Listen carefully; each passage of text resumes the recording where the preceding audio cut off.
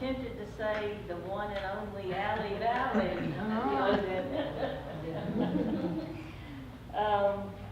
Ali and her family are originally from Cuba, and her family's culture and traditions have a strong influence in her stories. She now lives outside New Orleans with her partner of 32 years. When she isn't writing, she works in the nonprofit sector. Ali is the author of the last count, that I counted, 6 romantic thrillers in the popular Cain Casey series. She has 2 books in her Balance of Forces series, Toujours and Sera, Toujours. She's also penned numerous standalone novels. Her most recent publication is Answering the Call, which is a sequel to Calling the Dead. And her next novel, which we hope to have, but is technically due out May 1st, is Stormy Seas, which is a sequel to Blue Skies. Ooh, Which, that would be good. yes, it only took me 10 years to finish the, you write a book, you leave everybody hanging, and then you get writer's block. This one actually, like she said, on Wednesday it'll be out through the Bold Strokes thing. And since I read just recently at Saints and Sinners and grossed everyone out by the first chapter of Calling the Dead, I promised Carolyn that I would read something romantic today instead. I won't kill anyone. So if you read Blue Skies is a book that is set in the Navy. One of the protagonists is a Navy pilot, and the other one is the captain of the carrier that she's been on. They've met, they were together for quite a few years, they broke up, and then they got back together in Blue Skies. So in this part of the book, it's at the very beginning before the action really starts, and they're reminiscing about when they met. So this is Hawaii 9 years earlier. Are you asking me out? Aiden asked. Aiden is the boat captain. Berkeley is the pilot. Aiden asked, shielding her eyes from the sun. The sweat from her run was dripping down her back and pooling at the waistband of her shorts. The tall pilot she'd shot down in yesterday's exercise had stopped her, and she almost kept going because of the woman's teasing last night about her height. It was a bad idea. The fly god was trying extra hard to be charming. Are you going to report me if I say yes? Aiden definitely remembered the woman's smile from the night before, and she deserved some, if not all, of that swagger. The woman was truly stunning. Okay, but it's too late in the day for coffee, so either dinner or wait until morning when I'm ready to drink coffee again. Dinner it is. Are you going to introduce yourself, or were you raised by wolves? No wolves in my family tree that I know of, and I apologize, but maybe I was trying to wait on the chance that you'd turn me in. Berkeley Levine. Berkeley held her hand out. Aiden Sullivan. She took Berkeley's hand, and not lowering her other since the sun was still in her eyes. Do you know where the Beach Grove complex is? No, I don't. I just got here yesterday. Berkeley moved her around before letting her go so that she'd be standing in her shadow. 7 sound okay?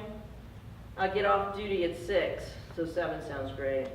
The easy smile on Berkeley's face made her not only more attractive, but the kind of roguish as she took her hand and wrote her address on the palm with the pen hanging off her ID badge. I'm in 5B.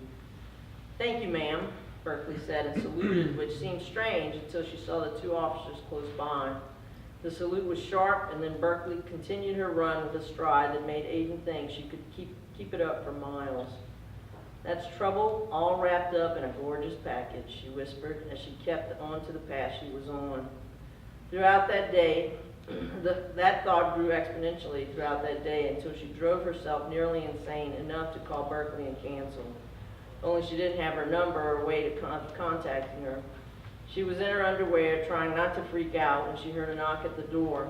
It was only 6:30, so there was no way it was Berkeley, but she needed to get rid of whoever it was, not wanting company when she ditched her date soon. Shit, she whispered when she looked through the peephole, finding an even better looking appearing Berkeley in a white shirt and jeans. She took a deep breath and pulled her robe tight before opening the door. Hi, you're way early. I wanted to make a good impression, and these are for you. The bouquet of tropical flowers and orchids was beautiful, and that Berkeley had thought to bring them made her waver about cutting this short. Thank you, and please come in. I got stuck with some last-minute things today, and I was late getting home. Her one and only vase was in the cabinet over the refrigerator, and Berkeley got it down for her when she followed her in the kitchen. Do you mind waiting for me a few minutes? Take your time, Berkeley said, watching her deal with the flowers. There's wine and beer in the fridge if you want either. She tried to be a good hostess, but quickly made it to her bedroom and closed the door before Berkeley decided to follow her in there as well. Since Berkeley wasn't in uniform, she put on a pair of shorts and a pleasant blouse she bought in Mexico, figuring they were going somewhere casual. Berkeley was sitting on one of the stools at the kitchen counter when she came back out in her bare feet, but stood and slid her hands into her pockets when she saw her. Do you want me to go? Berkeley asked, having lost her smile somewhere between the door and getting dressed. She just needed to say yes, and the rest of the night would be hers, problem-free. Why do you ask? Curiosity postponed the smart play. You either look nervous or apprehensive, Berkeley said softly, and you're probably not the type to be either. If you are, it's me making you that way, and if I am, I'll go. Anyone who thought to say something like that was someone who deserved her time and attention. I'm nervous because I've never done this before. You've never gone out on a date? Berkeley went from resigned to incredulous in a flash, which made her laugh. I'm not that hideous, am I? She dropped her shoes and sat on the sofa, patting the spot next to her. I've been on plenty of dates, just not many where I could get court-martialed, if anyone found out. No one's getting court-martialed, Berkeley sat and leaned back, getting comfortable. It's only dinner, maybe a movie, and maybe a goodnight kiss on the cheek, like I'm your sister, if I'm lucky. Are you usually lucky? Berkeley Levine was lucky probably in everything she tried, from girls to planes. I'm out of practice when it comes to lucky, Berkeley said and smiled back. The military puts you through all kinds of hell before they let you take really expensive planes out for a spin. I've concentrated on flying for what seems like forever, since Commander Corbin Levine would have been mighty disappointed if I'd failed to make the cut. Your father? Berkeley nodded. I totally understand that. I doubt yours is as demanding, Berkeley said, making Aiden snort. Her date obviously didn't know who her father was, which was refreshing. How about some food? We skipped the movie and the kiss, and you decide if we do this again. Are you open for negotiation? She folded her legs under her and smiled, deciding to gamble. What are your terms? We order in, we watch a movie here. If they stayed in, she can enjoy Berkeley's undivided attention all night. And the goodnight kiss?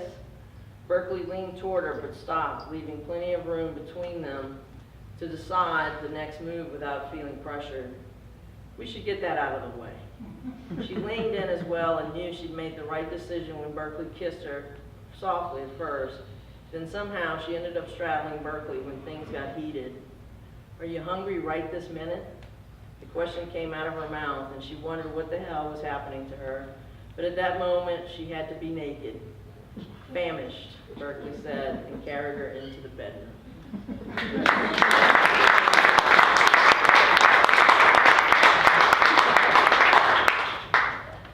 No one died.